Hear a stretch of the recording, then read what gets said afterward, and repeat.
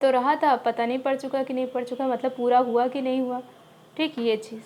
फिर सीता खाना खा रही थी। सीता खाना खा तो रही थी, पर पता नहीं अभी खा चुकी है कि नहीं चुकी है।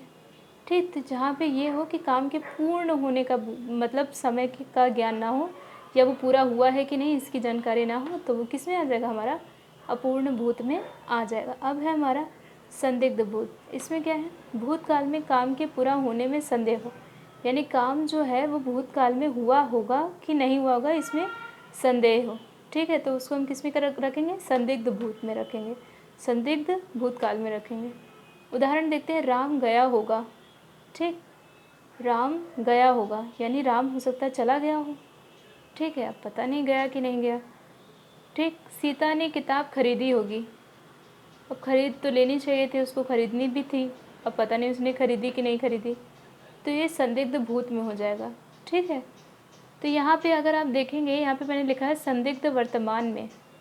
ठीक, ती होगी, ता होगा, ते होंगे। ठीक है, तो ये आपको देखने में मिलेगा किसमें, संदिग्ध वर्तमान में, क्योंकि ये दोनों ही लगभग एक जैसे हैं।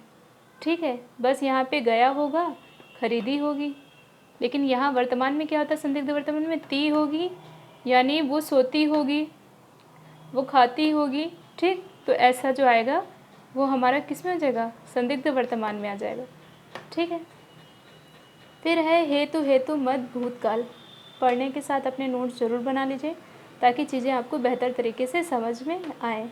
ठीक, तो है हेतु हेतु मत भूतकाल। इसमें क्या है, क्रिया भूतकाल में हो रही थी, मतलब क्रिया जो है भूतकाल में होने वाली थी, हुई नहीं, होने वाली थी, पर किसी कारणवश नहीं हुई। ठीक है, होने वाली थी पर पता नहीं क्यों नहीं हुई। चलिए हम देखते हैं क्यों नहीं हुई। ठीक, उदाहरण, यदि श्याम ने पत्र लिखा होता तो मैं अवश्य आता। ठीक, यानी मान लीजिए कोई किसी दोस्त का बर्थडे था और उसने आपको सोचा था कि इनवाइट करूँगा, और आपने भी सोचा था कि अगर इनवाइट करेगा तो मैं जाऊँगा, लेकिन ना उसने इनवाइट किया ना आप जा पाए, तो उसका बर्थडे तो गुजर गया ना। ठीक, तो भूतकाल में होने वाली थी पर किसी कारणवश नहीं हुई। ठीक, यदि श्याम ने पत्र लिखा होता तो मैं अवश्य आता। ठीक है, फिर है यदि वर्षा होती तो फसल अच्छी होती।